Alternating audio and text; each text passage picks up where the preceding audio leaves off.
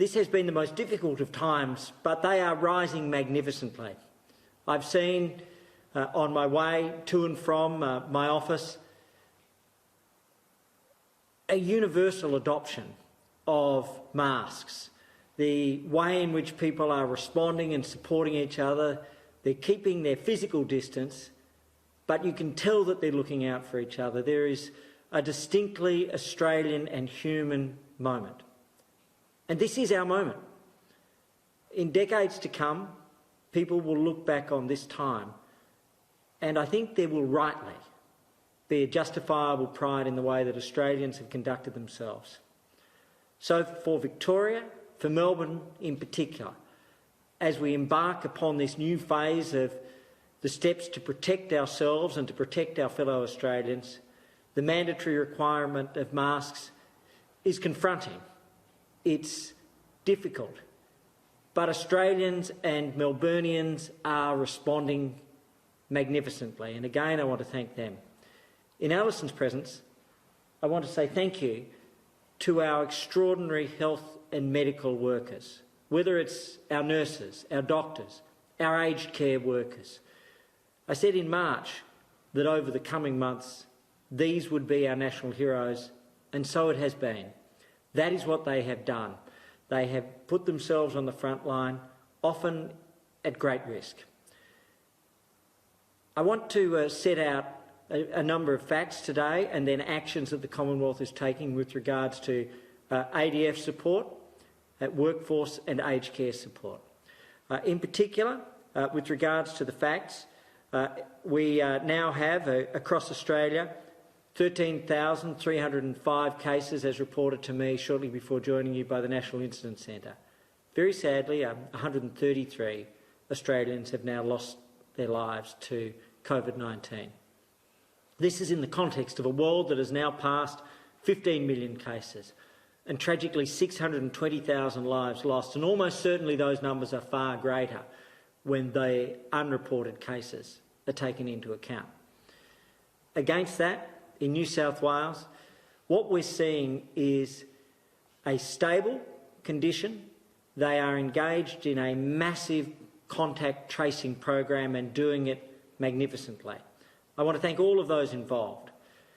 It is a situation which is being watched very carefully, but the numbers remain stable and the sources are overwhelmingly being found.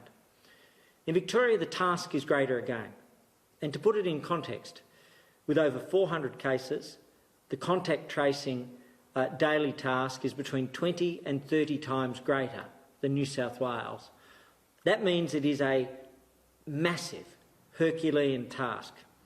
The latest advice that I have from the National Incident Centre is that in the previous 24 hours, all Victorian cases did have initial contact tracing.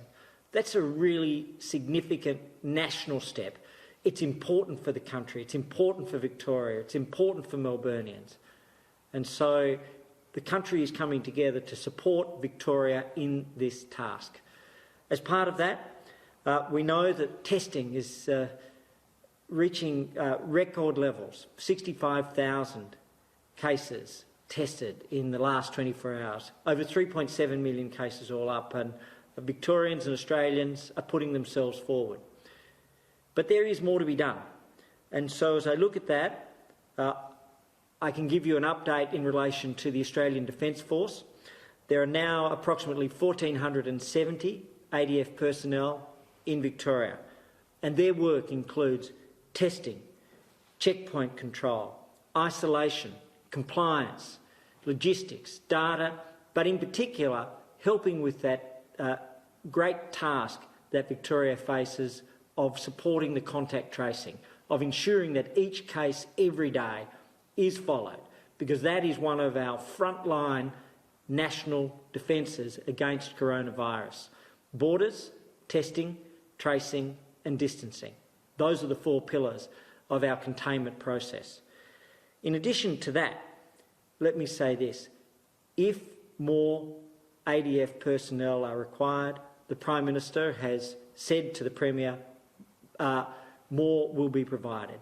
If more are required, more ADF personnel will be provided. And so that's a standing national offer made by the Prime Minister to the Premier of Victoria. We are literally all in this together because our national success depends on Victoria's success. In relation to aged care, the latest advice that I have is that with regards to residential services in Victoria, there are 21 services where residents have been infected. All up, 213 residents have had infections. There are 38 staff-only services. With regards to home care, there are 8 services where clients have been infected and a further 4 where it is staff-only. Significantly, we are taking steps in those particular areas where there are special needs. I know in particular that Alison has been at St Basil's in the last 24 hours, and the Commonwealth has moved in to support and assist. We know that the challenge was great, and our task has been to maintain those standards. It is a difficult task, given the gravity of the situation, but the Aged Care Quality and Safety Commissioner, Janet Anderson, did not hesitate to take the steps immediately as required. I also want to say this with regards to aged care and our actions. We have made 400 staff available for workforce surge, very important. Wards have been opened within hospitals to ensure that there is the capacity to receive patients that test positive. Masks have been made available, 5 million masks for aged care facilities within Victoria, and we've stood up 5 mobile testing teams to test staff around the institutions, and if any institution has a positive staff member or resident, then all staff and all residents will be given tests on an immediate basis.